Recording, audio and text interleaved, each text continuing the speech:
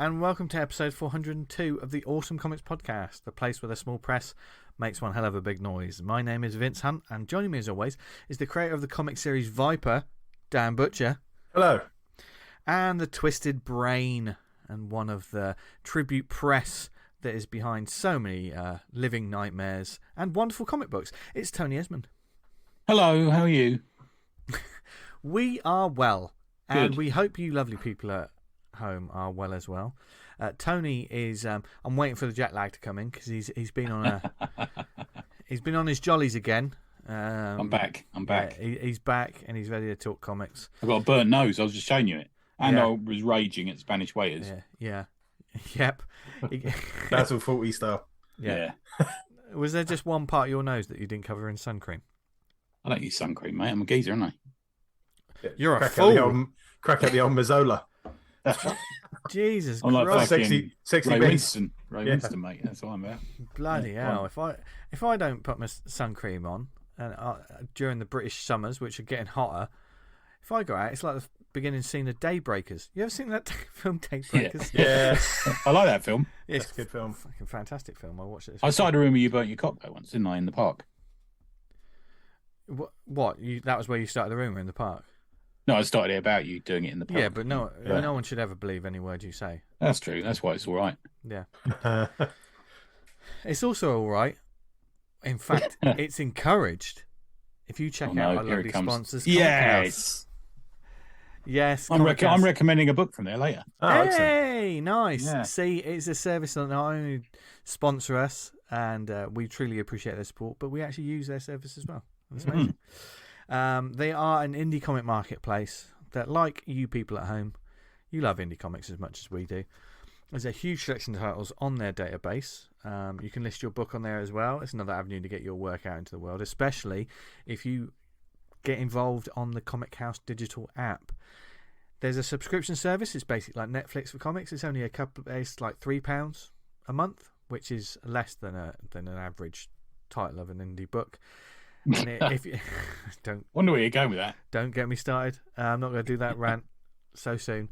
But if you get involved, then you will have access to an enormous and ever-growing library of digital indie comics and small press comics from around the world. I bought a comic this week that is literally the size of a fucking stamp, and it was more expensive than a month on Comic House. Exactly. Yeah. So, I mean, we'll ask in a minute what that comic was like. But Comic House, there is all kinds of books. Auto, bio, action, horror, comedy, slice of life. There's all kinds of things, including work by us and guests past, present, and no doubt future. So to find out more about a 14-day free trial, go to comichouse.com. And thank you to them as always, Pete and the gang, for Cheers, Pete. sponsoring the show. Yes, we're not going to mess about this week. We'll do all the messing about in the second half. Although got a guest. Although I will spoilers to that what we just mentioned in that sponsorship ad. Tony, what was that comic like? No. There you go.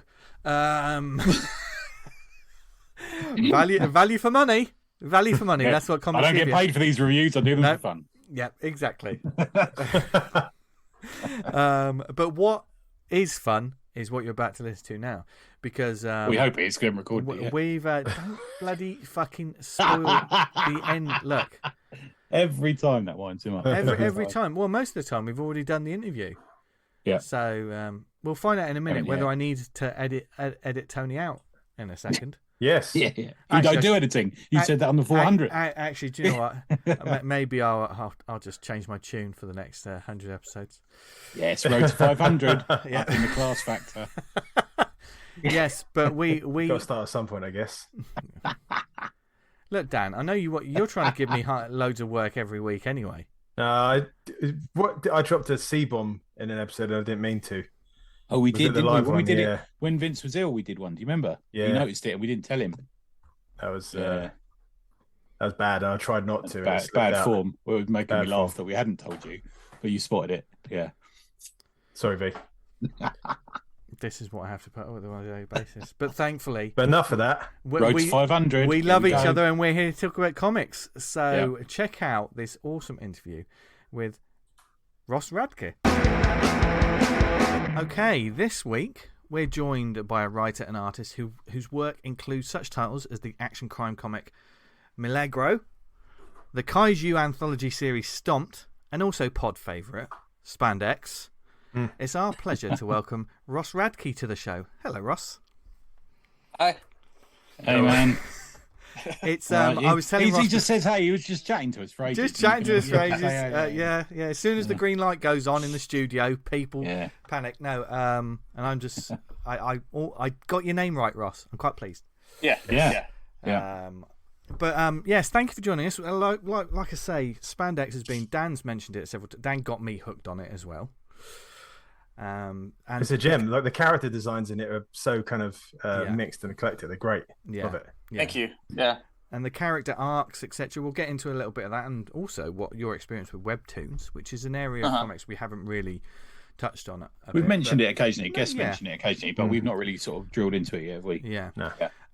But before we get on to all of your works, of which there are many, what is your sort of origin story, or how did you come to? You studied film, didn't you, originally? Is that right? Yeah. I actually have a Bachelor of Arts in filmmaking. I've been drawing, monsters and superheroes since I could hold a crayon in my hand, and it was always to tell stories. My impulse to draw was never about the image itself. It was always some idea I had that I was trying to get down on paper. And so, as I got into high school, I got into music, I got into film, and so I kind of that storytelling impulse and the ability to combine different interests is what led me to actually get a degree in filmmaking. By the time I graduated, I kind of realized that I didn't want to, carry around lights and stuff down in Hollywood. I didn't really want to do that grind. So it took me a few years, but eventually I kind of circled back around to kind of my original passion for drawing and for comics. I kind of rediscovered the comic book industry. I'd been a fan as a kid, Ninja Turtles and Marvel. And the first, I think 2015 was the first year I went to Emerald City Comic Con in Seattle, and really had my horizons expanded and realized how much more the medium of comics was than just Marvel DC. Cool. I think when you first encounter someone else, like a small press and indie creator doing stuff, you think, it certainly happened to me. I was like, oh, what the hell? I can do this myself. And did you have like in a moment like that, Ross? Yeah. So I brought a portfolio of pages that first year and kind of was showing my work to writers, editors, artists, and I got a lot of really encouraging feedback, and it didn't really feel like people were blowing smoke up my ass. It felt like genuine. Hey, you work on these things, and you'll you're almost there. I got a lot of people complimenting me on my storytelling, and they go, look, there's a lot of people who can draw an amazing pinup. We see so many portfolios with great splash pages, but it's very rare that we see someone showing their portfolio for the first time who actually knows how to tell a story and compose a page. So I mean, that was the type of thing I was hearing that first year, and it really kind of lit a fire for me to kind of keep pursuing that.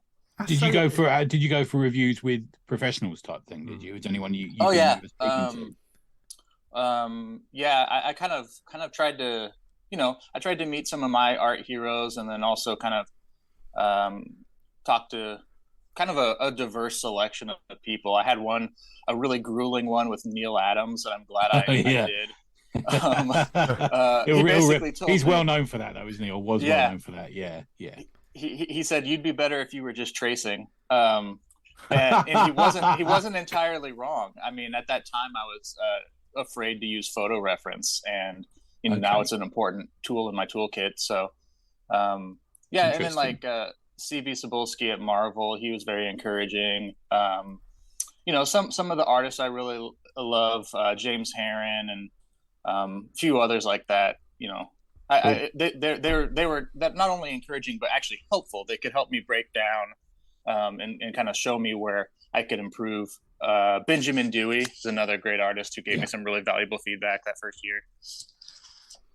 It's also I think it's great that you mentioned that about like the comic convention, and I think this is something that not enough like especially conventions themselves don't necessarily promote it as such. It really is an eye opener. I mean, how many times have we heard a story similar to yours, Ross? That like so many artists we've spoken to are sort of like, I went to a comic convention and wow, I could do, you know, this is there's more than just Marvel and DC. But also that these creators will help you. You know, they don't do it for money. They sit next to you and they're actively trying to recruit the next generation a lot of the time, I think. You know. Yeah, I'd say, you know, by and large, the comics industry is very welcoming. You know, compared to, you know, I've never worked in gaming or you know some of those other illustration fields, but it seems like you have some people who are jerks or whatever, but for the most part, people kind of want to be helpful. Yeah. I've always found it kind of really welcoming and kind of people willing to help you out, to give you free advice, and it's really great.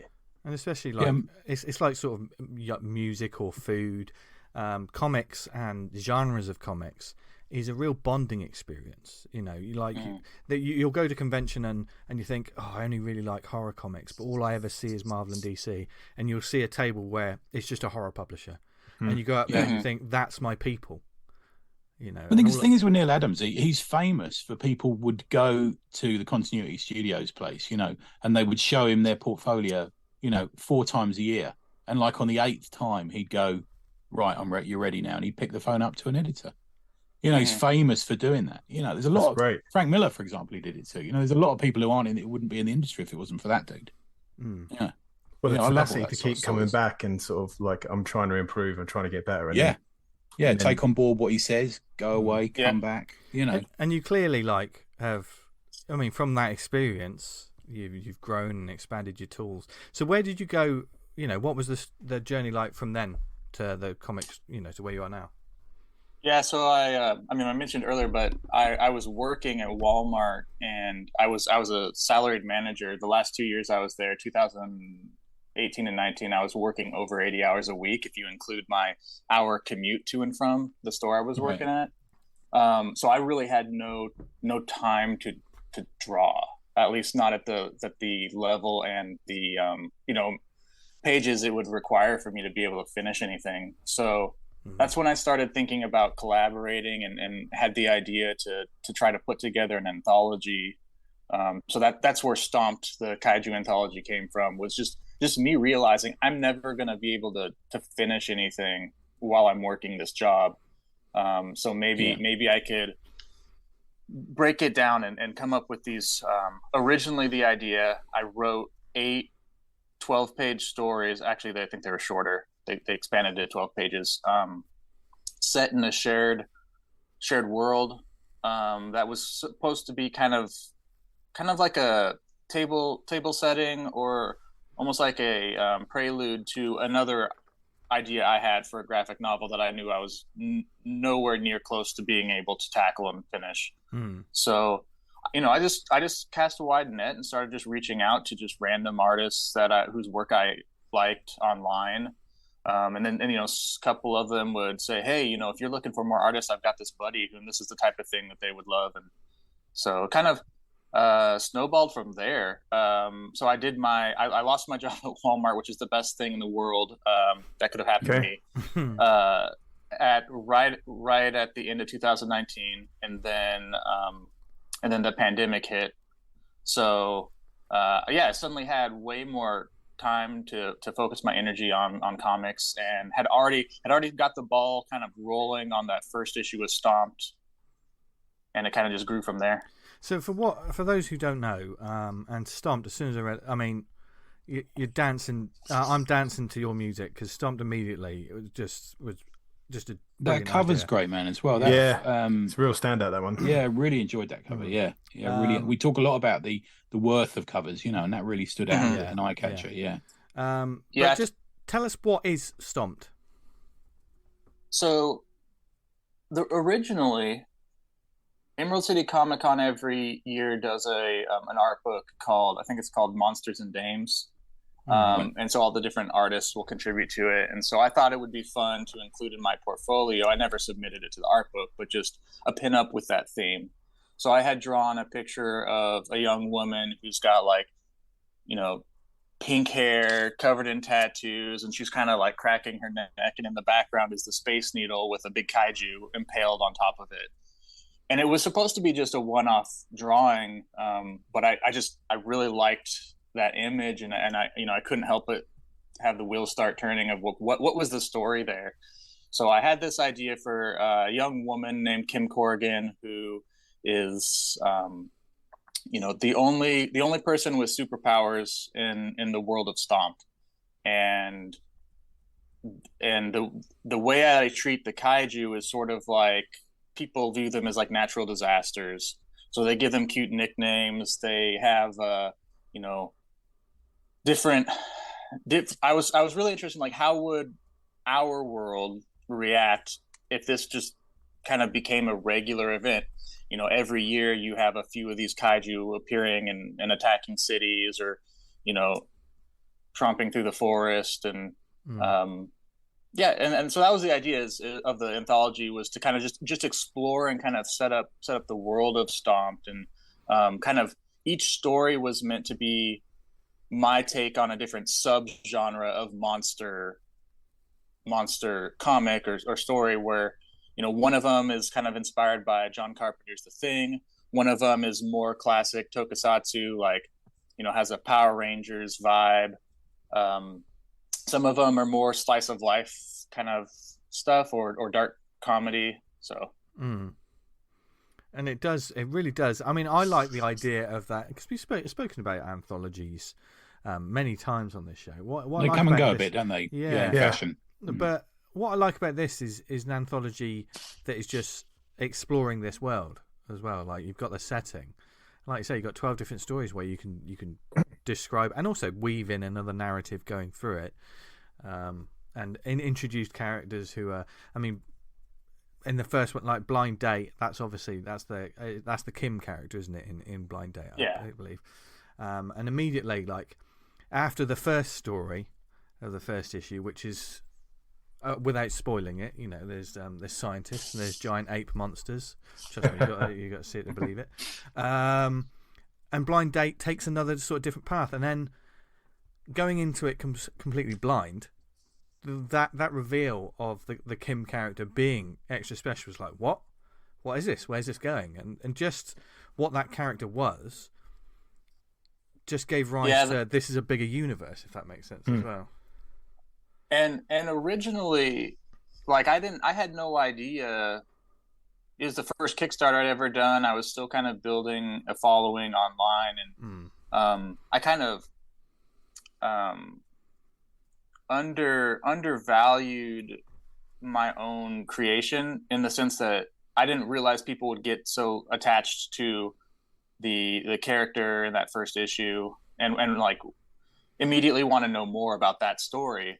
Because originally the stories were going to be, set in the same world, but not really directly connected. And as the anthology kind of evolved, I was looking for more ways to kind of drop little hints of how things might be tied together, and kind of tease that a little bit more of where the narrative could go, and why we were seeing these incidents or these characters. So that was something that kind of came about just pacing out the issues of the anthology, instead of trying to do it all as like one collected edition. Breaking it down into 4 different issues allowed me to kind of respond to reader feedback. Oh, so you adapted to what kind of the feedback you got from backers and readers? Yeah. Okay. Interesting. So what kind of changes would you make based upon feedback you'd get? Like, would you do like a Kickstarter, a survey for a Kickstarter, and then say, what do you like or don't? No, it's more just people reaching out to me, on social media or whatever, just telling me their, stuff that they enjoyed or stuff that they were curious about. And also the different artists that I worked with, kind of seeing where their strengths and interests lied. So a lot of times the original 8 scripts that I had written, I would completely rewrite them once I had an artist attached. Right. And that would kind of present me with, this artist does a really good job with like tech, robots and things. Yeah. So let's see if I can put some of that in there. Or, gotcha. They're really good at action, Yeah. And so, I try to write to their strengths. And originally I wanted a different artist on every single story, but that ended up being a little cost restrictive in terms of what I was actually getting back on the Kickstarters. So I ended up drawing more stories myself, having some of my collaborators come back and do a couple stories. And, I'm happy with how it developed, but it definitely, I gave myself room to be flexible, and I think that paid off. Yeah, I guess if you're paying like a whole series of artists to do certain bits of the comic, depending how much you get back, you might not make much back off the Kickstarter, if anything. I mean, I don't mind sharing. Like you can go on the Kickstarter and see how much I raised each issue. I have pretty much broken even exactly. And that's paying my collaborators what I consider a very generous page rate for how small of a print run this was. And so I haven't actually really made any money so far. Part of the reason, between issues 2 and 3 of Stomped, I took a year to draw Malegro, which was a graphic novel that I did with Matt Strackbine and Guillermo Zagara, sorry. He dropped. Put that in the show notes. And that was a buddy of mine who reached out to me, and he was offering me a page rate. So I was like, it'd be good to spend some time tackling a longer story, but the pressure of writing it is off, and the pressure of running the Kickstarter, he took care of all that. So it was good for me to kind of shift gears and. It's nice to just be creative for a while, isn't it? As well, you don't have to worry with how am I going to get these envelopes out? This sort of nonsense. Yep. Yeah. I know what you mean, man. Yeah, completely. Were you a bit of a kaiju fan? Were you into this sort of old school Godzilla, King Ghidorah, all that sort of thing? Were you? Or... Honestly, not until I started Stomped. So I mean, I grew up with Power Rangers and movies like. Jurassic Park and Men in Black that were kind of, kaiju adjacent. They have monsters. Yeah. And Thank God for that. I thought you were going to say the Matthew Broderick Godzilla for a second. No. I'm the type of person where if I'm going to tackle a certain genre, when I know there's really diehard genre fans, I want to do my homework. You can't half-ass that, can you? Yeah, people are calling it when they. Yeah. So I mean, luckily, HBO Max has all of the Showa era Godzilla films available, and then so I binge watched all of those. I caught up on all the Heisei era Godzilla and kind of the modern era Godzilla through other means, and then the entire Gamera series dropped on Amazon Prime right after I finished all the Godzilla films. So I binge watched I think there's over 30 Godzilla films now, and then maybe 15 or so God, Gamera you must films. Be dreaming about. You must have had some weird dreams. But I took a deep dive into that, and I tried to watch as many obscure stuff as I could as well. So I started listening to kaiju podcasts and things. I wanted to know, a lifelong diehard fan, what is going to be their expectations, and how can I give them what they want, but also subvert those expectations a bit. And I was like, there's no way of doing that without really doing my homework. I guess you might have checked out Kaiju Max. Yeah, at some point. Xander Cannon's book. Yep. Xander Cannon. Tonally, it's very different from yours, but it's fun. Yeah. It's two different kind of styles about the same kind of subject matter anyway. I need to go back and read that whole series. I think I read the first 2 volumes. Yeah. Same There's here. some nice hardbacks of it. It's just come to an end, hasn't it? It's just right. recently, I think. Yeah. But also, I guess it struck at the right kind of time because over the past 15 years, the word kaiju has become second nature for especially for Western audiences. Only proper nerds knew it before then. Yeah. I do like the fact that you do have a translation of that. What it actually means, it just means strange beast. Yeah, because it doesn't mean massive monster, does it? That's what people make a mistake. Yeah. I made that mistake. I thought it meant massive monster. Yeah. Daikaiju is giant strange beast. So the kind of the old school nerds will refer to Godzilla and Gamera films as Daikaiju films. Right. Whereas Kaiju is a little bit more all encompassing. And so I use that specifically because, not all the monsters in Stomped are skyscraper sized. There's a few, there's some variety. There's some weird things living in some monsters that pop out and oh god. Yeah. And after Pacific Rim came out, Kaiju I feel like kind of became more common usage. I've compared it in the past to like Night of the Living Dead. The word zombies meaning changed. It no longer had its strict kind of voodoo origins. It became something that was a little bit more separated from its original cultural context. And so the general public could be like, oh, I know what that is. I think they call it out in, is it the new Suicide Squad movie where the dude in the lab goes, there's a kaiju in the motherfucking house or something, and that is calling out the way that phrase gets thrown around. I think they're actually taking the piss with that line of dialogue. Because he's kind of a nerd, isn't he? I've definitely talked to people who are kind of protective of that term and would only use it to describe media coming out of Japan. So I don't take that stance, obviously. But I respect that there are people who do. Yeah, I see. It's kind of the same as when Marvel or DC put out like a manga version. It's like it's not though. Yeah. One thing I do love about, I mean, we'll move on to, because I think we definitely need to talk about Malegro as well because we love that book as well. Yes. But with Stomped, I mean, part of the joy about giant monsters and kaiju and stuff is the designs and the work that goes into it. And I love that your book has like back matter and sketches, and there's different kind of monsters. Like you say, you were always drawing monsters since you were a kid. But how much fun was that, like collaborating and designing monsters for this series? Yeah, and how did it work as well? Yeah. So I will say, like, I'm a huge fan of Hellboy and the BPRD, and I always love that their traits, have quite a large amount of like sketchbook pages and back matter.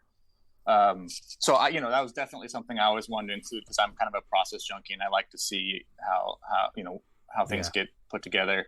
So I want to, huge shout out to Andre Diaz, who's lives in Spain, and he was the first artist who drew one of the stories in the first issue. He took a huge risk because at that point I had no real published work. I'd never run a Kickstarter. I said, I would like to offer you a page rate, but I can't really guarantee that until I see how the Kickstarter does. And, I've had a few false starts with people reaching out to me to draw their comics. And this was the first time that I had said, I'm going to be a writer and I'm going to hire another artist. And he kind of took that leap of faith with me. And the first, I believe the first thing he sent me was a drawing of the Mantis Kaiju. And as soon as I saw that, I'm like, oh, this is going to work. Like, this is absolutely going to work. It's like he had reached into my brain and pulled out kind of better than I would have imagined. Because I think in the script, I described it as being vaguely Mantis-like, and I sent him some thumbnails, and I think I include them in the back of that first issue, where it's just kind of has the triangular-shaped head, and he just took it and ran with it. And the same thing with the ape kaiju hybrids. His creature designs, along with mine for that first issue, kind of set the tone for the diversity, but also some stylistic things that are consistent within the kaiju and Stomped. So it's almost gives it its own vibe, doesn't it? It's got its own particular personality, your comic now, isn't it? Because you've got that very individual design work going on. Yeah. One thing I've told everyone is like I don't want it to have the guys in rubber suits look. You know, if we can get more insect-like bodies and reptiles and you know, the stranger the better, but something that you know, kind of drawing from nature as much as possible. Like the weirdest animals in nature, incorporate that into the designs. I didn't want it to feel Well, that's interesting you say that, because I know you mentioned on your social media recently, Ross, that you don't want to put humans on the covers, which is okay. You also make it clear that humans are involved in the stories, as we know, because we've read them. But you only put the monsters on the covers. Is there I mean, you can also play that against a lot of the early Godzilla movies, because they mostly are about humans, aren't they? But and Godzilla will turn up in 15 minutes. You know, was that why did you go that? Why did you go around that line? I mean, it's kind of it's a little bit of a bait and switch, honestly, because the stories, a lot of them really do focus on human beings trying to react to the situation. But to me, like, the monsters are the selling point. And also the idea that this is this anthology is sort of a brief history of these kaiju attacks prior to the original narrative that I wanted to start. I kind of wanted to just like let the monsters be the stars for this one. Yes. And then people by the end of reading all 4 issues will realize, oh, I actually want to know more about these characters. Yeah. Okay. But you don't skimp on the monster action as well, though, because it's like I remember when they did the new Godzilla, you know, the one with Bryan Cranston, and you see all the trailers, you see the posters, and you think that was a big complaint about it, wasn't it? You were just like, this is Godzilla, and like because he's literally and. I mean, fair enough, he only turns up at the end, but the story leading up to it was just really boring. Do you know what I mean? They sort that out by the time you get to Godzilla versus King Kong. That's all it's about just sort of like, don't worry, the people are there, but don't worry about it. We're going to see things mash each other up. Whereas your story actually, like, is interesting. All the because I think you've you're along thematically. There's a horror story. There's a slice. But there's like a slice of life. That's what I like about it, man. You're drawing people in with the personality of the characters, but you've also got these monsters. I think that's important. And I think you've kind of joined up, you know, the IDW side of things with the more indie comics by having 2 people on a date, you know, that are probably not right for each other, and it gets interrupted by a massive monster's foot, you know. Oh, it's and that could be straight out of a Fantagraphics book almost, you know. Yeah. And then there's just a big action set piece, which is what we so, I mean, obviously you've been entrenched with Stomped all this time, as well as SpandEx, of course.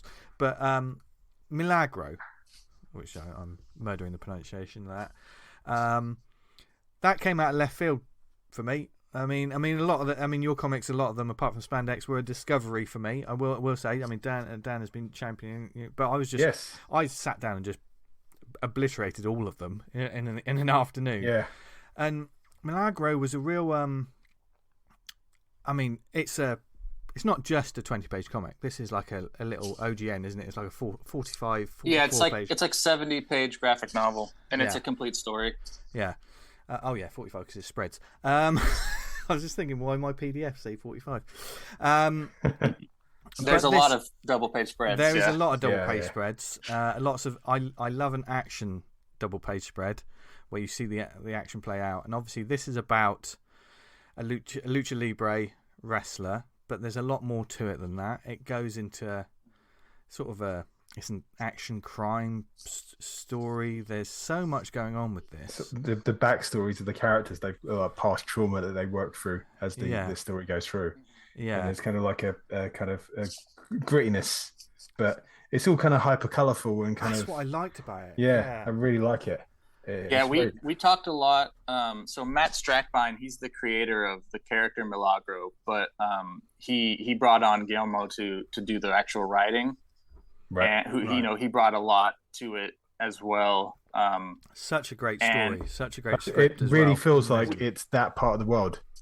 We talked about the cliche of like Mexico's always yellow in movies, and we didn't want to do that. We wanted it to be, bright and colorful like Mexico actually is. I don't really have any connection to that country. I've visited Puerto Vallarta one time. And to be honest, I don't know the first thing about wrestling. I've never been a wrestling fan.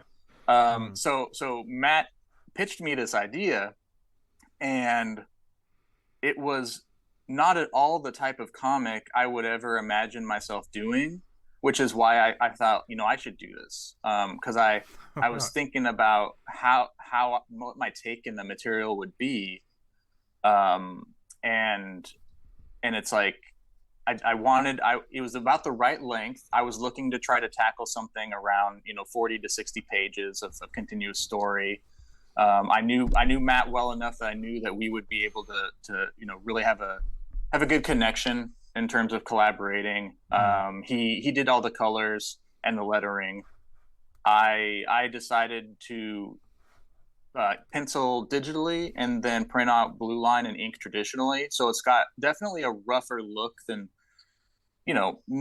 most of my stuff that I've put out. But that was by design, because I knew if I tried to draw the whole thing digitally, I would get a block and just rework the same page. Whereas if I inked it, I could just be like, okay, I'm done. Like, right. Good or bad, that page is done. I'm not going to re-ink an entire page. I needed to do that because we kind of had a deadline. We had we wanted to get everything where we get the Kickstarter funds and then pay all the, Matt needed to pay me and pay the printer and stuff. We're trying to do all that in the same tax year, basically. So, kind of helped me push things along. But yeah, so I want to talk about, since I'm not a wrestling fan, I don't know the first thing about, Lucha Libre, wrestling. Guillermo, he is really into fighting. He's really into mixed martial arts and wrestling. And the scripts that he sent me, there were pages where he just had photos of his wrestling coach doing the different moves. Cool.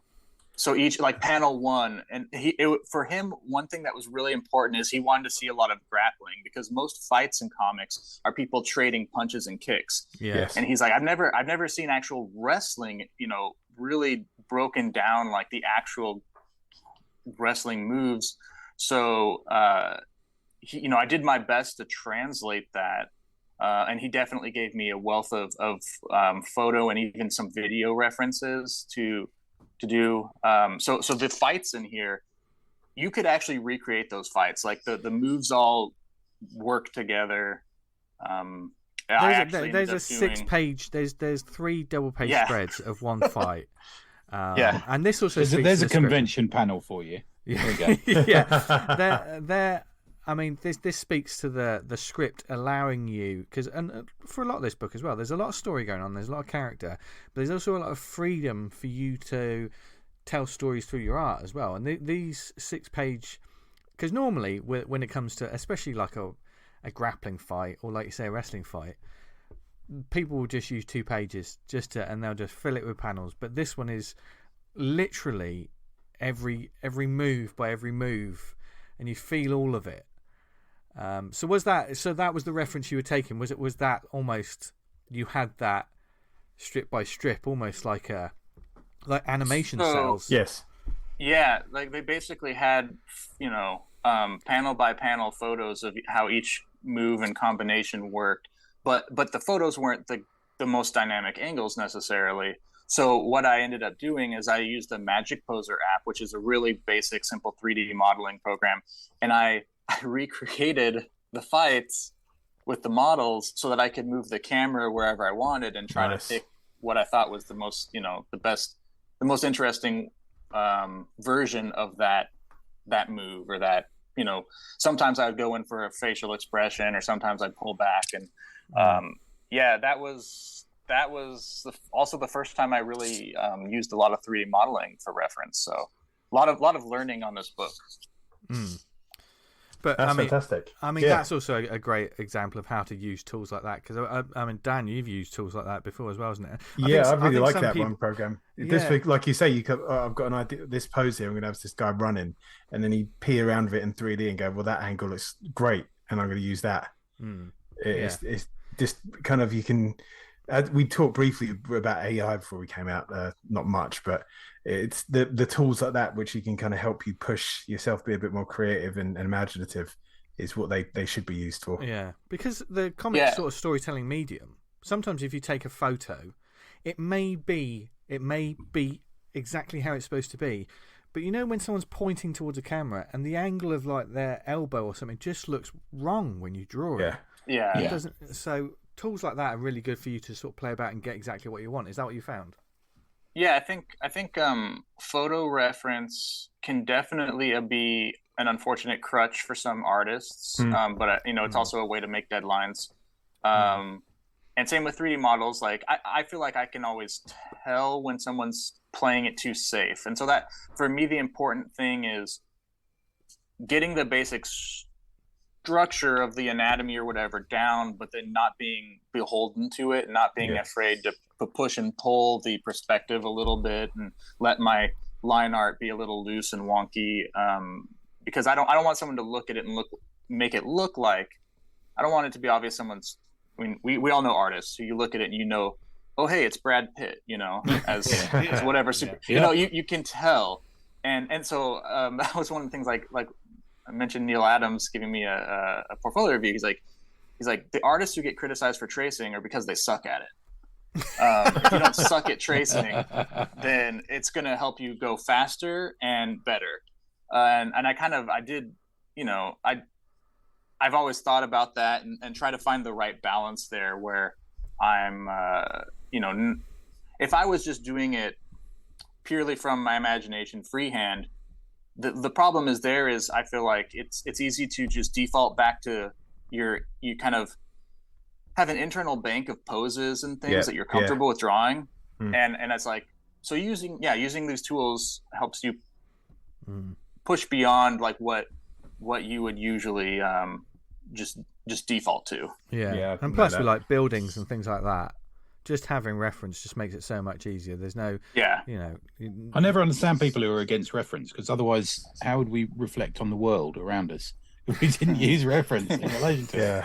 It's fucking madness, isn't it? There is I mean, without spoiling any of the story, because obviously you've got to see it for yourself, people, and I think a lot of our listeners will get a kick out of totally but very much so. There was a sort of connection that I saw in it, in a sort of like in a comic book reader's kind of way, is you have the Lucha Libres, who obviously these masked figures are seen, that whole realm of wrestlers, they are mythical figures, in their own way. They have legends, they have things going around with them. They're real life superheroes. And as this book goes on, that the main character, one of the main characters, I really got references of Captain America running into battle. Totally. Yeah, no, exactly. With what the squad that he goes around with, Howling Commandos. There's a real, and I suddenly thought, of course, a Libre wrestler, a lucha wrestler in that sort of course they're like a larger than life, colourful superhero style figure. It just made total sense.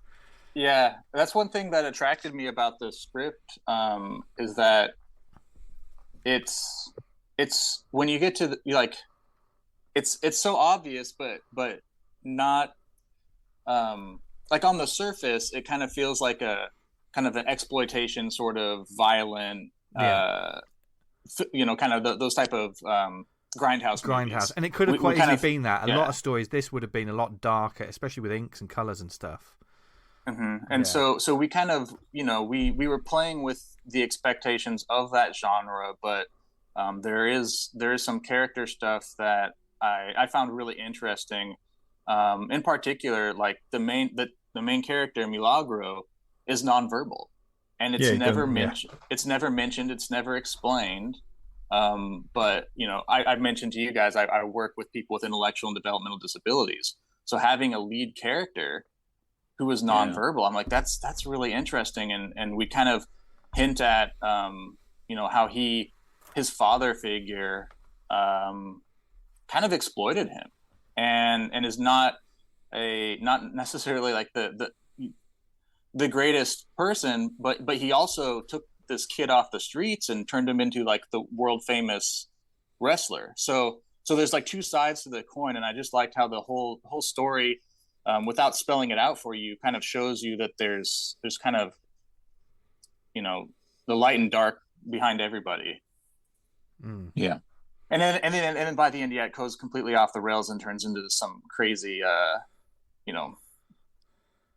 Punisher Warzone type insanity.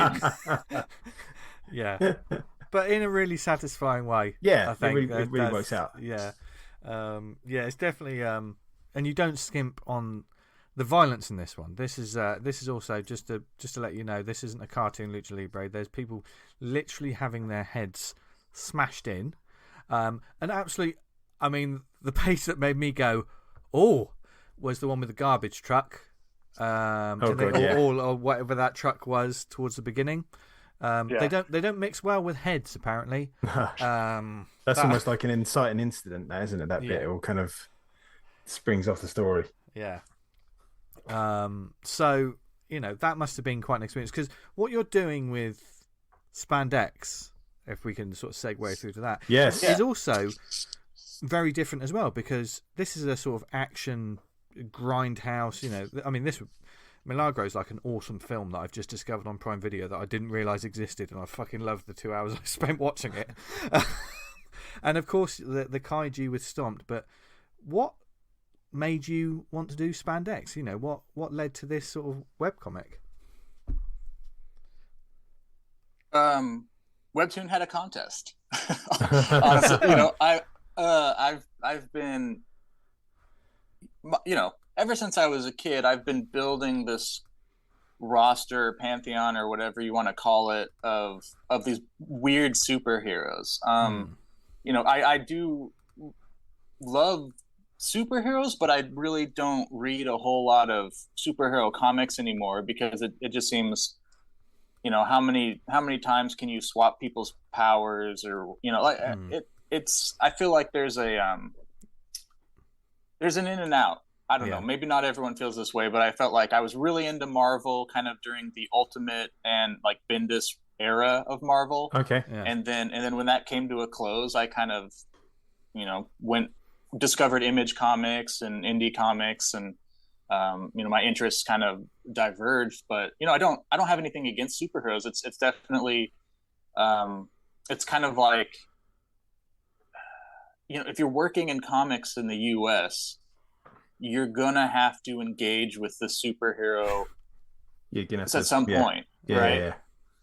So I figured, I started reading Invincible and Savage Dragon and some of the stuff where it was very a creator's singular vision, and I was like, you know what, maybe I could do something like that. And so I somehow, I haven't read very many webtoons. It's not a platform that I was super familiar with, but just something about the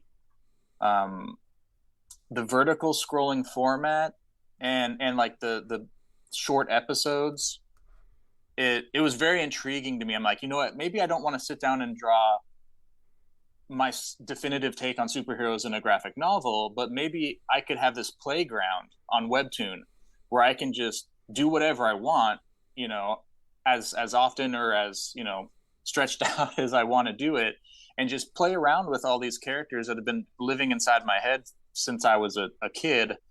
And, my writer brain kicks in and I start thinking about, the type of story that would be interesting. So I do have an outline of kind of a main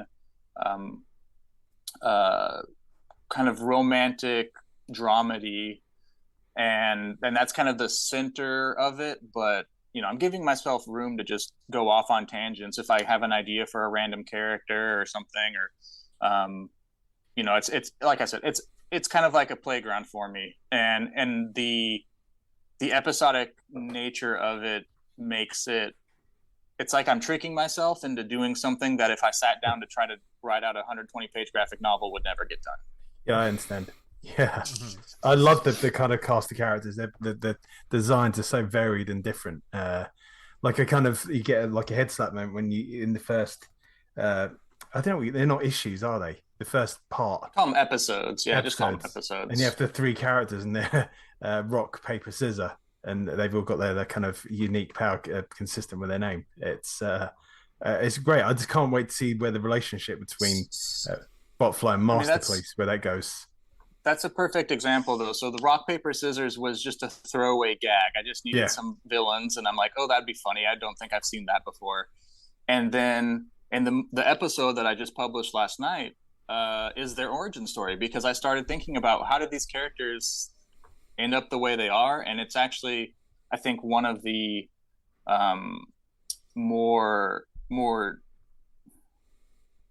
tonally, it's a little bit more serious than the episodes preceding it. Okay. Yeah. And it's I mean, I'm just curious to kind of test the audience too and see what people are into. And you just sort of having fun with it, like a bit of a playground, muck around, like, well, this works, this doesn't, I like doing this, I'm going to do this. And but I love the idea of taking a stupid idea and making people really care about it, you know. Right. Anyone who's knows comics history knows that, like, Spider-Man was a throwaway idea that the publisher didn't even want to do, and they just needed something to fill this last issue of Amazing Fantasy, I think. And now he's one of the biggest characters in the world. So Botfly kind of comes from that same vein of thinking of, like, what's the dumbest thing that someone could like use as their superhero alias? Okay, he's going to be a fly. And then I don't know if you've ever seen those nasty videos of the Botfly larva. Yeah. But so, I love a good pun. So he uses some robotic, he uses some tech, right? He's a tech-based superhero. So came up with that alias fly. and then I doubled down on it. I'm like, okay, Spider-Man can crawl on walls and shoot webs. What would a fly guy do? And it's like, well, flies can fly around all crazy. Maybe his superpower is he can't get dizzy. And I just double down on these stupid ideas, but then execute them as if this character is just as important or just as meaningful as one that's existed since the 40s and 60s. I need to ask you about one of them because I literally laughed when I read this panel. One of I think they're talking about. They were working with like a small-time super criminal, and they worked with them, and I think they're sort of like a bug-based sort of small-time criminal. And said sprays acid out of his butthole. Now, where did that come from? Was that like a curry you'd had? Or something like that? I just thought I had a particularly nasty weekend and I need to put it down on paper. I love animals. I've always been fascinated by animals. There's actually a bombardier beetle is a real beetle that exists, and it does spray acid out of its ass. So I was trying to figure out, the three characters in that episode, they all have some sort of physical deformity that was caused by some sort of superhero or villain in their past. So again, that's just a throwaway gag, but I've already, people are like, he's got his own mini series coming out soon. Is that what you're saying? So we'll see. I mean, you never know. Like, again, these one panel cameo characters. I mean, that's part of the fun of doing this. I mean, now they're there. Now they're a part of this universe. I mean, is that a danger in any way, though? I mean, obviously, it's wonderful that all of this inspiration is there, but it's like, oh, that's a great toy to play with. I'm going to play with that toy. Oh, that's great. I'm going to be doing that. But are you still, do you think, right, okay, back to the main story? Because you don't want too many distractions from the main arc, do you? Yeah, I've got like I said, I have an outline that's fairly mapped out, and I have points in that outline where I could take detours. So the episode prior to the most recent one ended with a question for readers of whether Botfly should become Masterpiece's sidekick or go on his own. And I had ideas that would work in both scenarios, and I could shuffle the order of how I did them based on feedback. So most people said that they felt like Botfly should be on his own for a bit, and so I've got like 3 or 4 episodes mapping out him on his own. which was a story idea that I already was planning on doing at some point. So yeah, it's, I don't know, it's kind of hard to describe the way I had my outline worked out, but there's definitely, as random as kind of the first 7 episodes so far might have felt, there's divergent points, but then there's always a path back. I mean, I don't think it's not random in something that you can't follow, because all of this is completely cohesive and part of the world, and that's part of the joy of reading it. I mean, the basic synopsis for the arc, the mystery that you want to see played out, it happens in the first one when Masterpiece turns up, and the narration is, "Here's my ex-girlfriend." Well, not yet. This was the first time. He's describing the first time they met, and I just thought, okay, where on earth is this going to go? Because as the story plays out, people are like, maybe you shouldn't just back off, pal, because this may not be a good idea, And I'm thinking, where's this going to? She's a hero. Yeah, and in archetype terms, I mean, it's like Ant-Man hooking up with Wonder Woman. It doesn't make sense. And so that's part of the tension of, or maybe keep it in universe, Blue Beetle hooking up with Wonder Woman, right? Yeah. It doesn't make sense within the archetypes of superhero storytelling. And so immediately there's that tension there of why would these two people have been a couple? She's described as the world's most powerful superhero, and he's just kind of this like teenage guy who built some wings and some gadgets, and that definitely seems in like he's in over his head. So yeah, I mean, and that's part of the challenge I set for myself too, is like, now I have to convince the readers that their relationship makes sense, and then I have to blow that relationship up and make people care about that as well. And so I don't know, hopefully I can pull it off. But life's rich tapestry, my friend. Yeah. The other couple of things I was wondering about is, because we've not really talked to anyone who's made a massive use of WebToons, is what's the translation of it? Because it's a scrolling. Do they call it an infinite canvas thing? Don't they? Yeah. How do you translate that into a physical product? Do you try to, or do you just not do that? So what I draw this in Procreate on my iPad.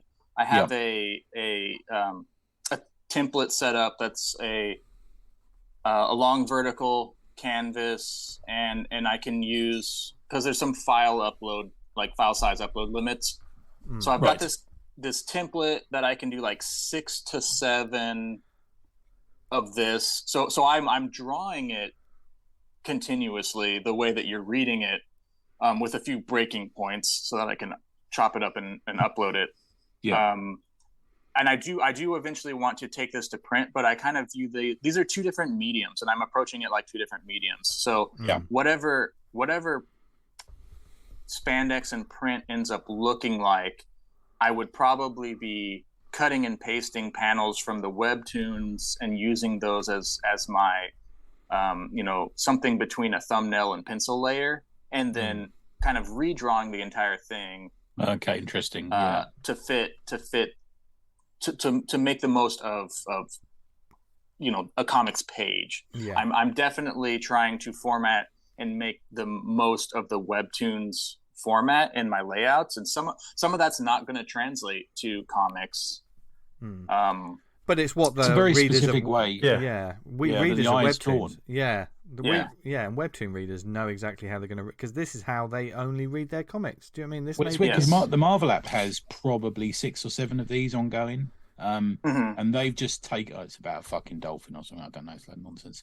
But they've just they've translated it into a comic now. But they've basically taken the character and redrawn a comic. It's not, as far as I know, it's not the story that's appeared in the Infinite Comics thing.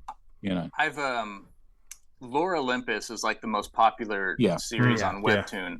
So I've read all of that, and I've read the first volume in print.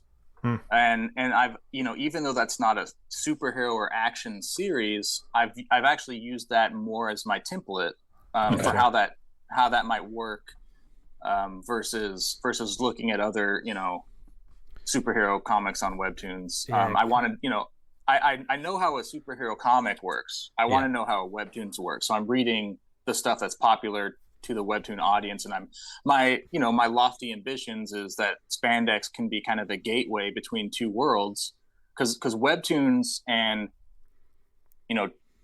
mainstream comic books, those audiences are two separate audiences for the most part, is what I've kind of discovered. And I think it's like, the difference between feature films and TV shows. There's obviously a lot of similarities, but it's two different modes of watching something. Yeah. And you have to, like you say, I think you have to really respect the medium you're going for, or the storytelling format. Yeah. So I think, like, if you're going to do a WebToons, you've really got to play to those rules. You can't expect to just do a normal comic page and then think, I'm going to cut and paste this and get it to scroll downwards. That's not. You think that a WebToons is you read downwards, don't you? And with the comic, you read left to right. Right to left. Completely different anything. It's very different. I think also more attuned to a mobile phone scrolling experience as well. Yeah, I'm guessing that's why it was designed. Is that the reason? Yeah. I'm guessing it must be a huge part of it. I'd imagine. Yeah, totally. But for some of our listeners, perhaps like creators out there, who are thinking about possibly moving into the webcomic field and probably think WebToons. Lots of people, what I'm going to try WebToons. What would be your advice because you've got 7 episodes now of it? Yeah. What are some of the things you've learned along the way that creators could bear in mind if they're going to create something for a format like this? It's a platform that already has an audience, but that doesn't mean the audience is going to find your stuff. And there's definitely genres and styles of art that are popular on Webtoon. So I'm manga still friendly, trying is to. It, or? What was that? Is it manga friendly? Oh yeah, the most of it is very kind of like those kind of fantasy, romance, magic school, a lot of that type of stuff. That's saturating that platform. But there's others, there's things on there. I had to do some digging, but there's stuff on there that is different. That's kind of more in that indie comics, Image Comics kind of vibe to it.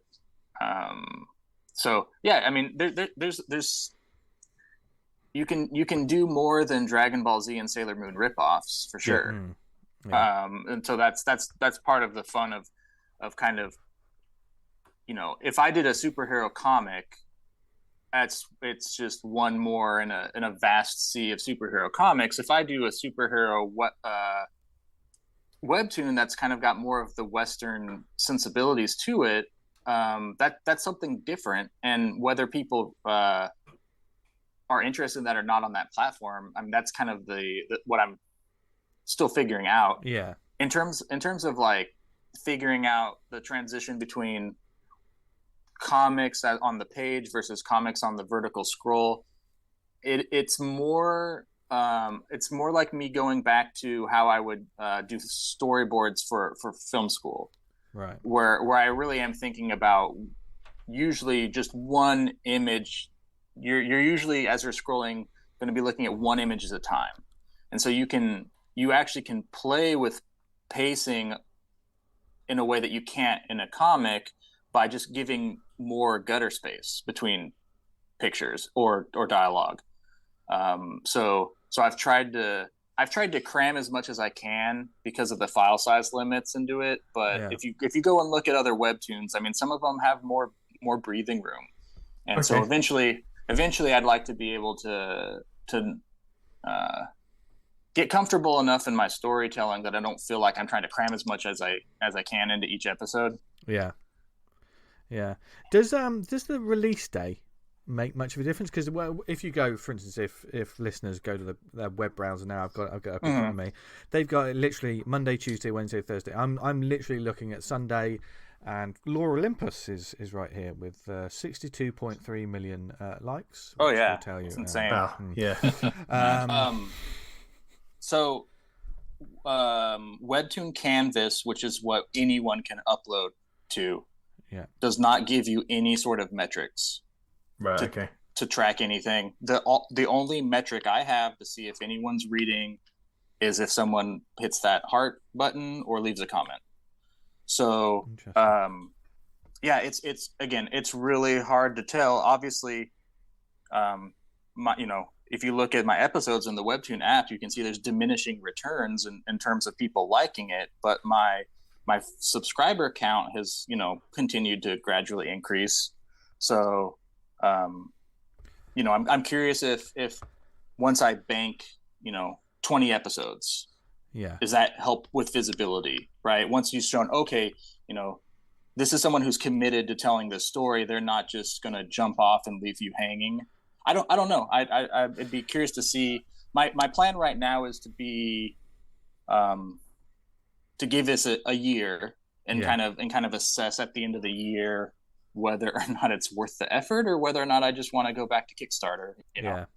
Right. I think it's an interesting sort of metric. It's like sort of podcasts or any content creators and stuff. If they're doing an ongoing medium, like this show, for instance, there's the initial. This is new. This is great. We like it. Let's review it. Blah blah blah. But like you say, your subscribers are going up, so more people are are tuned in to sort of pick up the new one. But when you have a regular subscriber, is the regular subscriber going to click the like? Do you know what I mean? It doesn't necessarily mean. I mean, I know, for instance, I subscribe to some YouTube channels. I don't like every video, but whenever it pops up, I'll watch it and then just move on with my day. It's the same sort of thing, isn't it? Really? Yeah. We really should like more stuff. That's the moral of the story.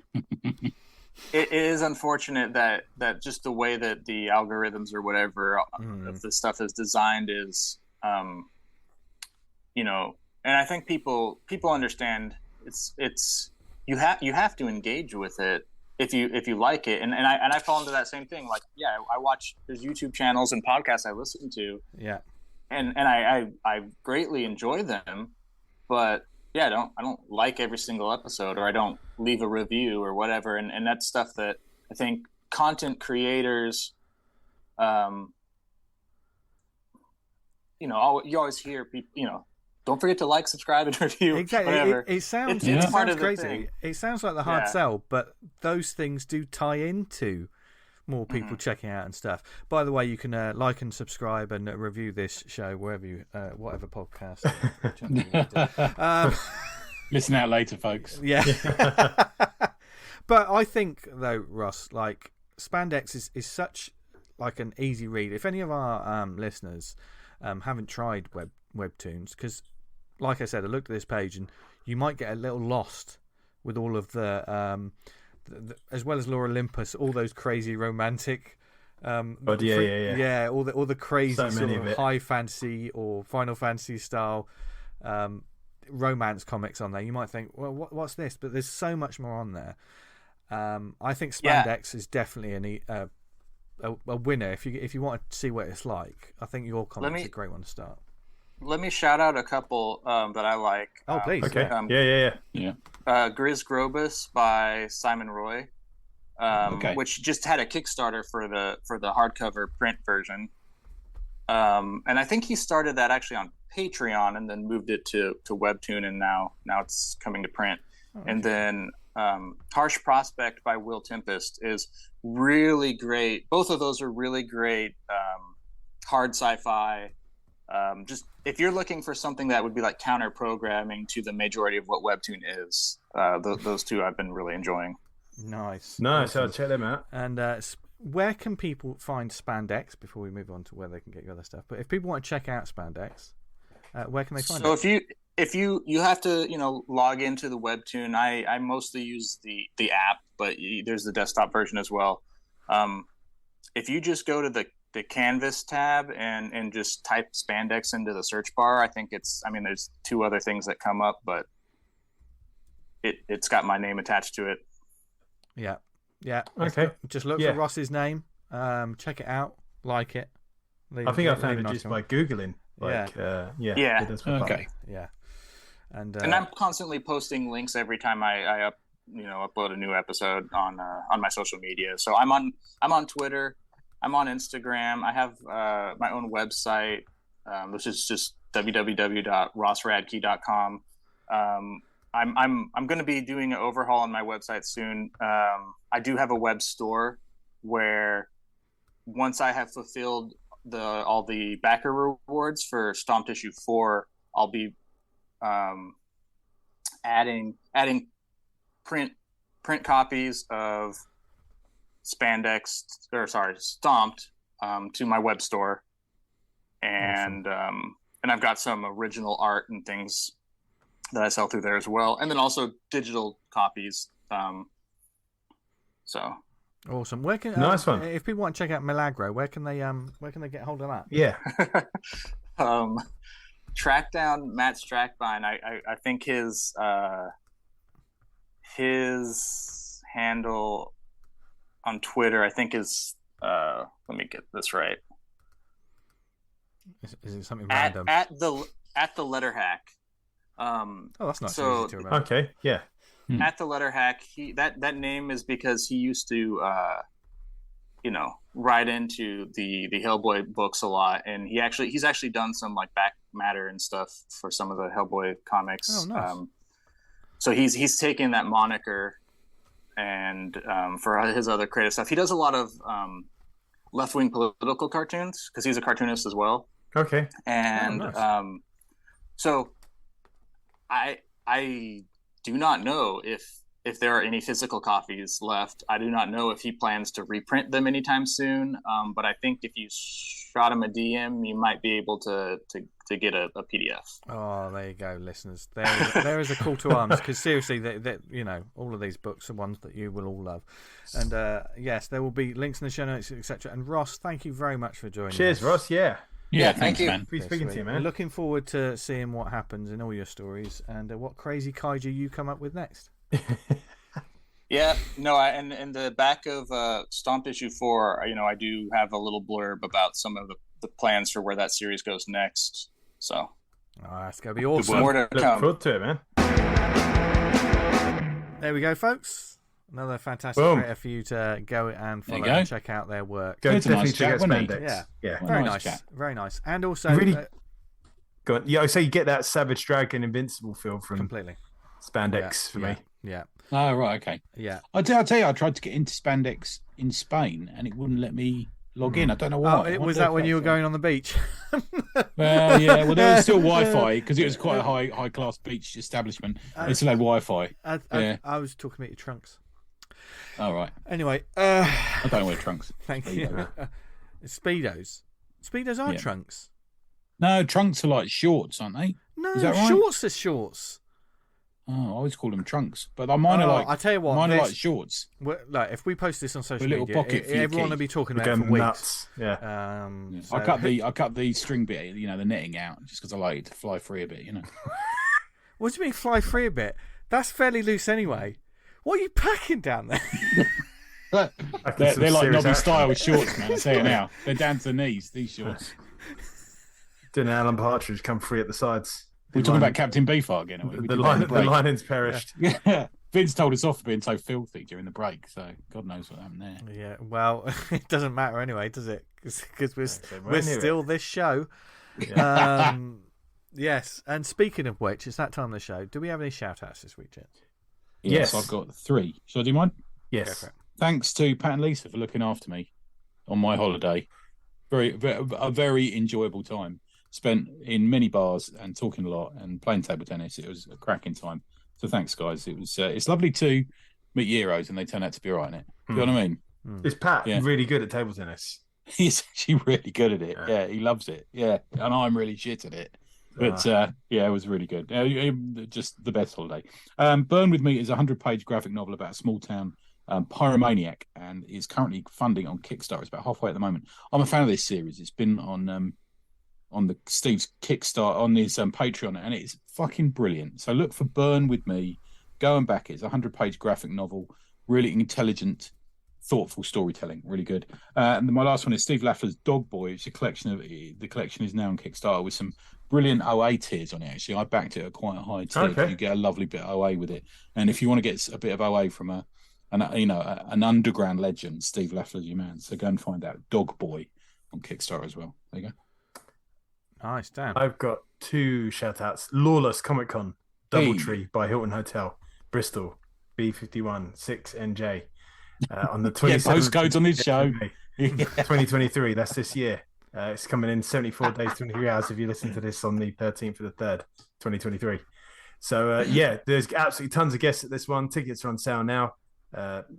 It's going to be an absolute corker of an event. You went full Viper on that advert, man. I tell you now. That's like a between like an advert in a Viper episode. 2023, that's this year. A Kickstarter, Boston Metaphysical Society. Oh yeah, Mystery at Pikes Peak, issues 1 and 2. Fleeing arrest, the team arrive at Tesla's experimental station to face a dangerous turn in Catelyn's abilities and a murder plot. And that's by the lovely Madeline Holly Rosing, friend of the show. Good egg, isn't she? Yeah, she has done a number of Kickstarters and they've all gone to great success. So go check that one out. It smashed through its target with ease. So go check that out. You can read the Boston Metaphysical Society online, I believe. And she also did a radio play, if memory serves. So that's right. She talked about that when she was on, didn't she? Go check it out. She was a good. Didn't you work with her? Didn't you do something with her? I think a cover or a pin-up or something. I think I did a pin-up of one of the characters. You've done so much, Dan. With one of the kind of scams, not scam, but when you're an up-and-coming webcomic artist and you want to promote your webcomic, do fan art of bigger webcomics, and then they say, look, here's Dan's web drawing of so-and-so, and he does a webcomic called Vanguard, and then you leech off some of their readers, and that's a tip for the top there. It's like the Dogboy of webcomics. Yes, Vanguard soaring the heights of not being in the top 100. It should be. Should be, yeah. It's kind of a rough gig, man, webcomics. I've got to say, I found it harder and harder as the years go on. Yeah. Because it's not only less than half of it is making the fucking thing. The rest of it is just the non-stop grind of trying to get it out there. I mean, if you got like a Kickstarter, you just got to be on the game for like 2 or 3 weeks, however long the campaign's running. But with a webcomic, it's just all the fucking time. It's post, right.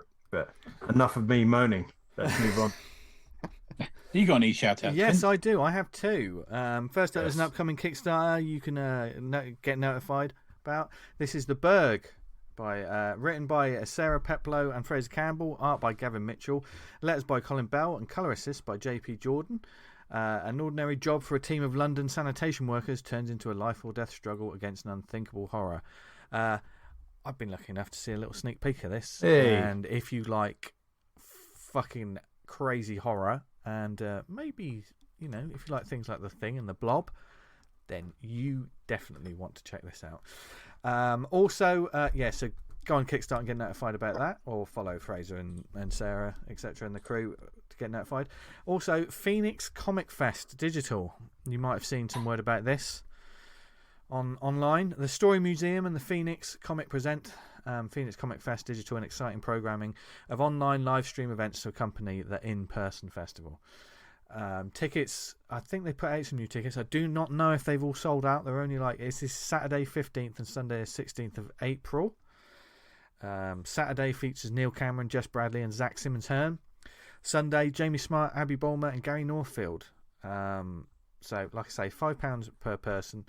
That's for the Comic Fest Digital. Go to the Story Museum and find out. Is that an online one only, or is it that one might be the online one? I'm pretty sure that the physical one is sold out, maybe. But I tell you what, go on the Story Museum anyway and just find out more about it. Because I saw that, and that looks. I mean, the Phoenix is just doing absolutely fantastic work all the time. Zach's good egg, isn't he? We had him on for the man. About a year ago, we had him on for the man. Yeah. What a good guy. Yeah. We've had quite a few of the creators from the Phoenix on, or we just know them quite well, and they're all lovely people. So, and plus, kids absolutely fucking love that comic. Yeah. Although if you're a kid listening to this, I don't know why you are. Turn off. Yeah, parents are very naughty. They shouldn't have allowed you, and you shouldn't ever say fucking. Anyway. They do, though, don't they, kids? Right. I hate them. Right, time to do some Apollina on the fucking... calm down, Get on the Tony. belt. Blood pressure. Calm down. Think of beautiful, wildflowers, fields, naked ladies. butterflies. Thinking of naked ladies. Okay, no, because that your blood pressure will go through the roof. Yeah. Wildflowers and a nice comic to recommend to the lovely people. Oh, I've got two nice ones actually. There nice go, ones. see? Hello, pair. Shall I go first? Yeah. I've got the fucking Carry On music going through my head.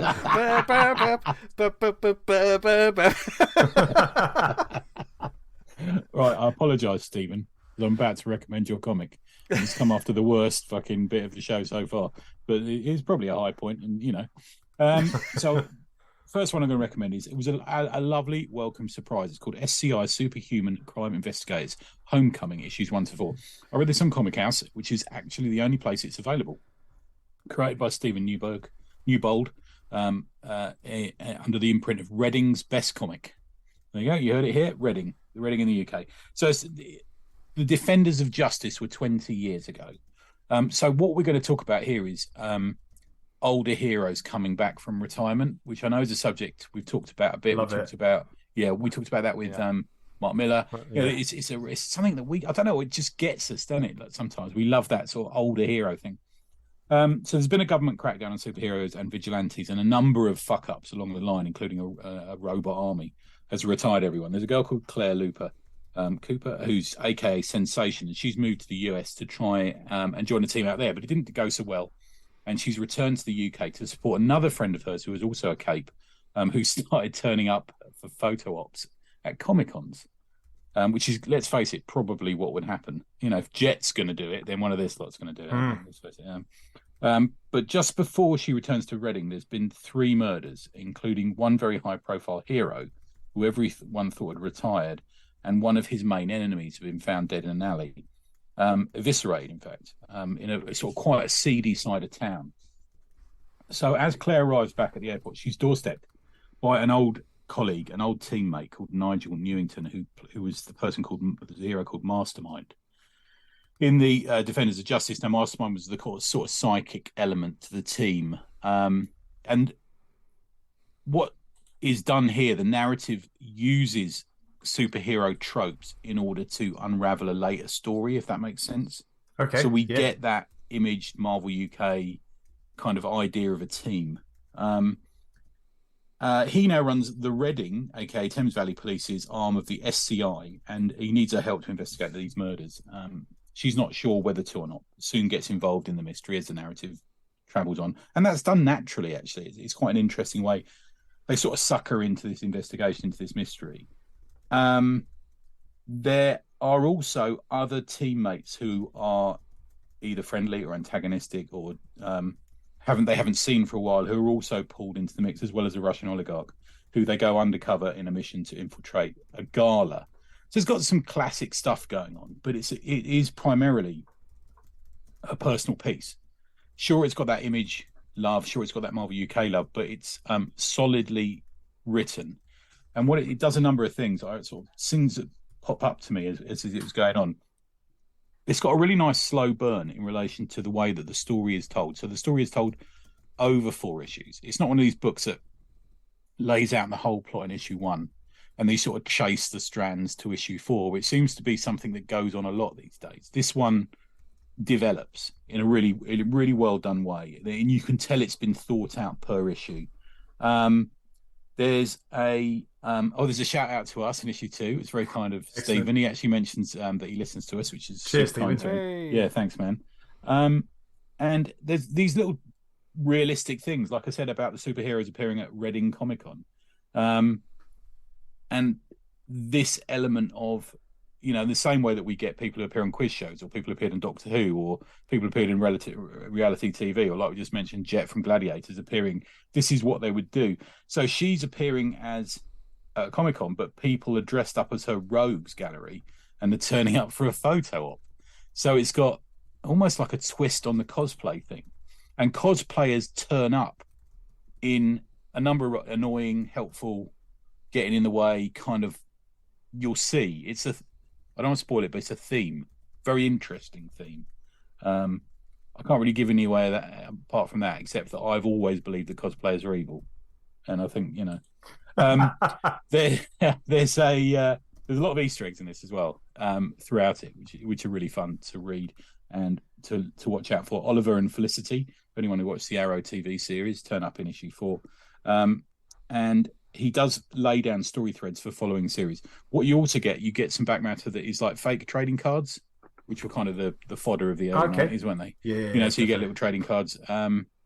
The art's solid. I first saw Stephen's work by following him on Instagram, I think. I can't remember how that happened because I got a closed account, so we must have mutually followed each other at some point. And he posts a lot of the sort of in progress kind of art on there. But he also obviously ticked my interest by posting some FemForce and AC Captain Peregrine comics recently. So I thought, he's a guy who knows what he's talking about. A fan of the same sort of comics as mine. Really good. There's albeit a slight lean onto there's a couple of characters I think I know where he gets that character from. Gotcha, the character model. Leaning a little bit on reference, but it's not intrusive in any way. No. And there's a lot worse out there than that. But yeah, it's really good. He's been buying, as I say, he's also been buying some Savage Dragon. You can see the effect of that. Nice. It's not all action. I think you'd like it, Dan, but it's almost like the other side of the coin from you. I think I had read this like a couple of years ago on the app. But I struggled to recall it now. But I enjoyed it at the time.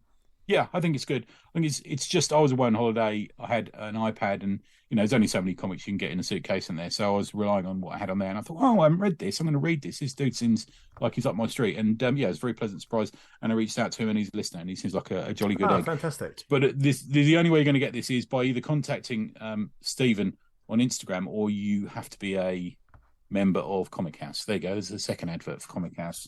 Pete? For this one, so go and get it. It's called S.C.I. Superhuman Crime Investigations Homecoming. Issues 1 to 4 is the first series. He's just started the second series, which is worth looking at. You can find the Instagram is SNEWBOLD. It's SNewbold 70FN6. There you go. What that means, but SNewbold 70FN6 is the Instagram. You'll find that there, and you can find it there. But you can go and have a look at it. I think you can preview pages on Comic House, can't you? Or you can join for free and have a look too if you like. I'm sure there'll be preview stuff online you can find. Definitely. Yeah, definitely. That's my first one, guys. There you go. Nice. Dan. Yeah, I was kind of ranting a bit before the show. I bought a couple of titles online. People say I've got my comic out, like either Twitter or Facebook or some social media thing. I thought I'd give them like $5, get the comic, and I got 2, and they were just dreck, man. I just can't. It's really hard. Like I'm gonna have to start going to the community. I had the same experience this week, man. Yeah, I came home to 2 thinking, these are going to be great to recommend, and they weren't. Yeah, it's just like real. They're not bad, but they're so bland and just nothing. I don't know. I'd rather someone try and take a shot and fail than just kind of play absolutely safe. Like I saw some guy got like his comic printed. It was absolutely lovely, but basically, like, have you ever imagined what Spider-Man would be like if he was a woman and he shot webs out of the fingertips? And I was like, no. I don't know anyone would want to read that story because it's been fucking done to death. It's just Spider-Man, isn't it? Yeah. We're not really worried whether it's a boy or girl these days, are we? It's just Spider-Man. More interested in the stories you're going to tell as opposed to... I don't want you rehashing fucking stories that have been done to death. And like someone was saying, Superman comes up for... out of public, it goes to public domain in like 10 years' time. And it's like, I'm not really too jazzed about that because there's been so much done with that character. What is Joe Bloggs going to do? Is that true? Yeah. It's right. I didn't know that. Or 10, 15 years, then Batman's like a year or so after. Right. They might chicory-pokery that around. You know what it's like. Yeah. But like recently, we had like Winnie the Pooh Demon Hunter, and it's like, I don't need to see that. I'm not interested in that. Isn't the lady in that on the Horror Hideout podcast this week? I think so. Oh, right. Okay. Could well be. I don't know. I don't know. So I went back. I got given this. I put this on the old wish list for Christmas, and it's one of my go-tos. Is the Captain America Epic Collection, and it's from the run which I was absolutely fucking loving.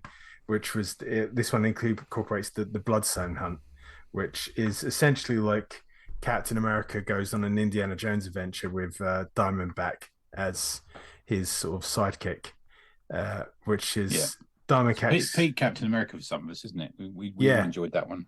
Yeah, God, I was loving it. But how would you? Diamondback basically was like a member of the Serpent Society. She's a bit of like a trashy girl, and she basically wanted to sleep with Cap, and that's the motivation enough. I think. Yeah, it's kind of a character up, but doesn't have to be noble, does it? No, Cap being the goody two shoes kind of doesn't really realize when a woman's coming on to him in any fashion whatsoever, and he's absolutely straight for this entire kind of most of this run, almost painfully straight, and all the characters around him are kind of a lot more kind of nuanced and got their foibles, whereas he's just like, no, yes, yeah, okay. It's a good little story. It goes on from that, and it's the first introduction of Crossbones, which is one of my all-time favorite villains. Yeah, because Greenwood was like, the Red Skull needs muscle, and he came up with Crossbones, who's in some ways not the anti-Cap, but he's an absolute fucking bruiser. I quite like reading about him still.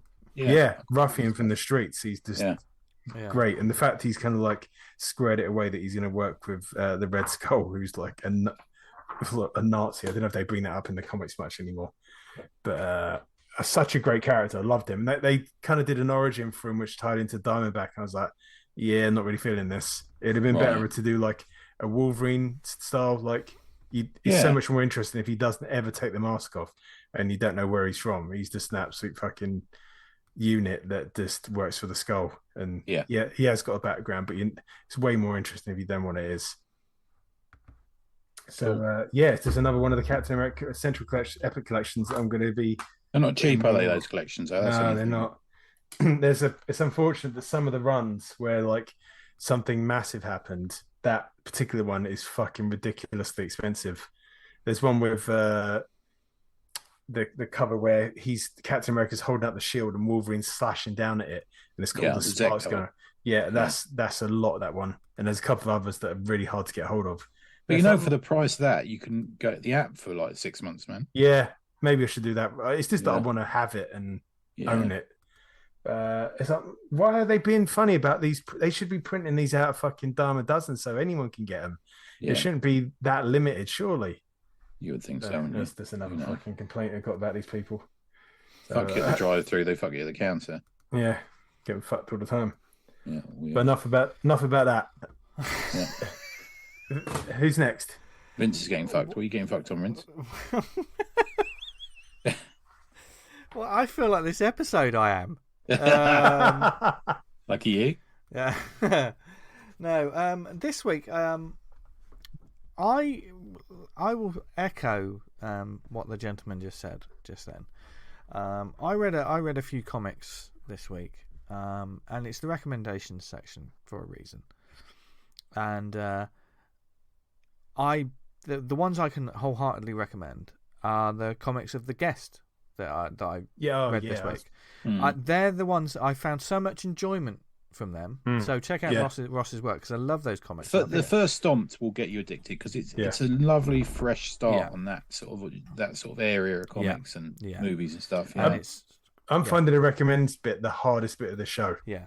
And I'm not going to shout out any titles that I thought they weren't very good, but and part of the reason is that I said it to the guys before we started recording, that I didn't even finish them, because sometimes, and I don't know how many of you people out there have the same sort of thing, there's an indie comic, and certainly it might be an indie comic that a lot of people are talking about or raving about, and you're like, okay, right, let's check this out, and it's so dense at the start, especially when a lot of these comics are designed to be like TV shows. They aren't they aren't about giant monsters. They aren't about superheroes. They aren't about like monsters and all this kind of stuff. Maybe it's a crime book. Then maybe it's a crime book, or maybe it's a crime that turns into a supernatural book, or maybe there's something like that, or a Western book. I love Western books, but I've tried quite a few, and there's nothing really grabbing me. There's just a sort of like, oh God, I love it when I read a comic, and I've as I've said on this show, and I've said to the guys, yeah, I read that. Like Nemesis, last week's recommendation, Nemesis was like, read issue 1. Right, okay, issue 2. Click, blasted buy. through that. Yeah. Click, buy, on to the next. Do you know what I mean? I love that when it's like, I read that in no time. Did I even read it? It happened so quickly. Whereas sometimes when you start something, comics, after all, are a medium. In the way that music is a medium, movies are a medium. You know, how many times have you watched a movie and you just thought, oh, I can't be bothered with this now. And especially in the days of streaming, there's less of a chance to finish it. You sat in the cinema back in the day. You sat in the cinema and you think halfway through, well, I've paid my money. I've got to see it through to the end. Yeah. Now, because of streaming, it's like 15 minutes in. No, I can't be bothered. I'm gonna watch. You know, and I think I've already picked out a couple of books from my shelf that I'm just going to go back to reread. Like, I've had an old Excalibur edition out. You know, the Alan Davis stuff that I want to read through and again and stuff like that. Because I'm looking for that fix. We are all looking for that fix. Yeah. But I want to read comics. I really just want more comics. Yeah. So, get involved in them. That's what I do in my head. Yeah. So yeah. I mean, unfortunately, that I had a bad. We've all had them. We've all had a bad week of comics reading. But I will just echo again. Read Ross Radke's work because it's great stuff. So that's mine. Tony, do you want to take a turn? Yeah. So my final one, very quick. It's called "It May Never Happen" by Woodcock. Published by the new venture called Dark and Golden Books, which I think is run by Douglas Noble and Tom Holden. Tom, you'll know from Gosh. It's a series of 1 and 2 panel gag strips collected in a small landscape black and white book. It's, how much is it? £4. A little expensive, I'm going to say, but okay. It's sort of archived material, really. It's Woodcock was a cartoonist from the early 1970s onwards. He sadly passed away, in 2007 at the age of 65. His work appeared in Private Eye, The Spectator, and probably where we saw it, Knave and Fiesta. But it also appeared in Punch and a number of other magazines. Were you a big subscriber to Knave back in the day, Dan?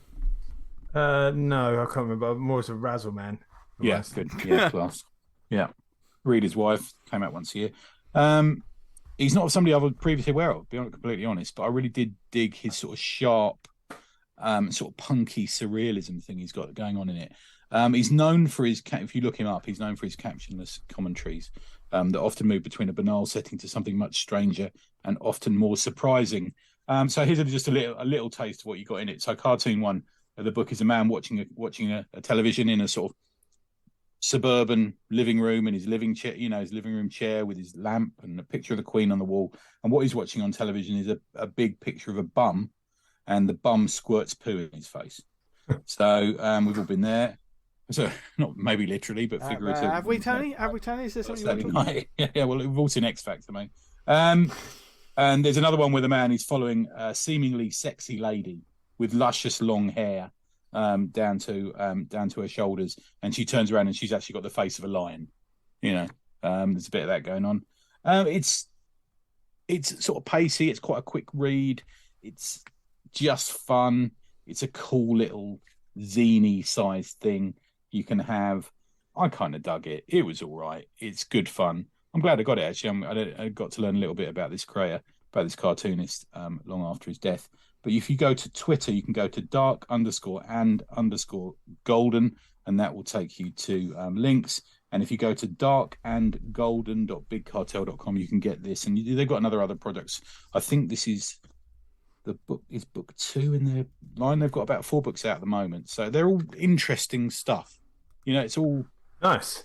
Yeah, just collections of stuff, which is, this was originally published in Brain Damage 1, 2, and 4. And the Damage annual in 1990 as well. So it's a bit of comics history along with that as well. So it's called It May Never Happen by Woodcock from Dark and Golden Books. There you go. Nice one. So another list of comics for you all to check out. So go forth and check them out, folks. And we hope you enjoyed this week's episode. We had a lot of fun, just absolutely ranting about it. So it's the end of a Sunday, and everyone's a little bit tired and a little bit. Maybe there's jet lag. Maybe there's not enough coffee. Maybe there's too much coffee. It's only an hour ahead. You don't really get jet lag from that here, I don't think. Well, I will use any excuse to have a nap. As will Dan. Yeah, Dan loves a nap in the day. Yeah, I've been talking about the falling asleep in the afternoon on set A. It's it's great at the time. Yeah, it's great at the time. But the next day, like your body's like, let's have some of that again. You're like, well, I'm driving now, so. God. So, imagine you pulling over in a lay-by and having a sleep. Yeah. You know, the police turning up, going, "What are you doing this lay-by?" I'm sleeping. Yeah. I always wind people up. Unlike me, winding people up. But saying like, if you bring a little pillow and like lay it on the window behind you and like just keep one eye open as you're driving, and then just check for people's reactions. What? Jesus Christ!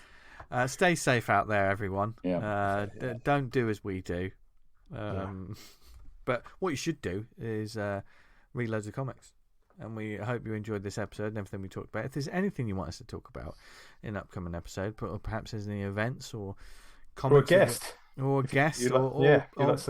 We've actually booked a guest while we've been talking. We've that's how we do talked this. about WebToons this week. Are there any other comic mediums perhaps that we don't know about? Any other comic services that you want to hear more about? Because literally some of our most informative conversations come from the fact that we know nothing about it, so we're just asking people, "What is this?" That's maybe. I'll tell you what. Ross tone. mentioned before we start recording about AIR. I've obviously been keeping my eye on it through the various sort of forums and subreddits I'm on it. Even that, since we last spoke, that's changed a lot. It's like moved forward even more. Like that whole thing about the hands used to be an issue, but they're kind of getting over that. So it's like fucking hell, it's really moving. Dan Nuts. Butcher is now 75% AI. Yeah, I wish. There you go. What do you mean? He's a sex robot. We've always done that. Yeah. Sex robots. What? If there's anything you want to get in touch with us about, perhaps just just like to ask Dan trying to get out there. If Dan's okay, Dan and Tony are okay, then please get in touch with us. You can email us awesomecomicpod@gmail.com. Follow us on social media @theawesomepod. We're on other social media as well as Facebook. There's the Awesome Comics Talk group. Join the Slack group. Loads of great channels and a wonderful community of people out there just sharing ideas and comics and just talking about comics, and wonderful place. So definitely get in touch with us to get involved in that. If you listen to us on the website, thank you very much at awesomecomics.podbean.com. If you listen to us on Apple, and we said about it, but it really does. It's not. I mean, we always joke, "Oh, it's quite nice," but sometimes it does help the algorithms and stuff like that. So weirdly, this month we've gone up by about another quarter in listeners. Haven't we? Oh, wow. And thank you very much to anyone that has started listening to us. I can honestly say that we're consistent. Terribly sorry. We're a consistent show because we've never been any good. So don't worry. We'll keep giving you the same mediocrity you've come to expect over 400 episodes. I always like people every week think, "Oh fuck me, my life's a bit shit." And it's like, "Well, listen to this." He goes, could be worse. Could be worse. Yeah, could become one of those wankers. Yep. And if you listen to it, so subscribe, leave a nice review, help us get the word out about the show. It's kind of a bit dark this week, isn't it? And if you listen to us on any other networks like Spotify, Amazon, Stitcher, Podknife, what other networks are we on, Tony? You're also on the Pod Network. Your arsehole. Is that what you wanted to hear, Cindy? I get that reference. Yeah. Thank you. I'll just say this: you don't want to be on GIF. You don't want to be on our WhatsApp group. Cindy, how was that for acting? That was a bit. Thank you. Wasn't it? That was lovely, Tony. That WhatsApp group. You think I'll take a break from this and then read about the song? Watch some snuff videos. To cleanse the palate. Jesus Christ. All I've got to do is, I don't know, go to the gym or go to the shops for like half an hour, and I come back and I look at my phone and just the endless amounts of fucking nonsense or filth. I'm only joking. We're very responsible. I'll post that workout schedule I found. Right. At least he took a break midway. Why these two mental cases? Can I give a quick shout out? Vanguard issue 21 is updating. I forgot to mention that, but go check that out. You just jumped the gun, Dan. Where can people find us online, etc.? Tony? Neverhidanything.com. Yes. For all your comics needs. Dan Butcher. Comic needs. I'm on Twitter at Vanguard Comic, and you can read Vanguard at vanguardcomic.com, which is currently updating issue 21. Read that now. It's going to be good. Find me on social media at Jester Diablo. I'm going to fucking pull the plug on this episode because it's gone now. There's no help for this. I'm calling it. It's flatlining. So thank you very much for listening, everyone. We hope wherever you are in the world, in all seriousness, have a great week. Read loads of comics, make loads of comics. We love you very much. I'm not even going to give them a chance to say, because we do. Be honest, if you're listening to this show, it means you like comics. So thank you very much. We love comics. Yeah, exactly. Yeah, wear it with pride. And while you're doing that, what else should they do, guys? Stay awesome. Almost. Did anyone notice that I just woke them both up? I did. Bye, everyone. Bye then. Bye.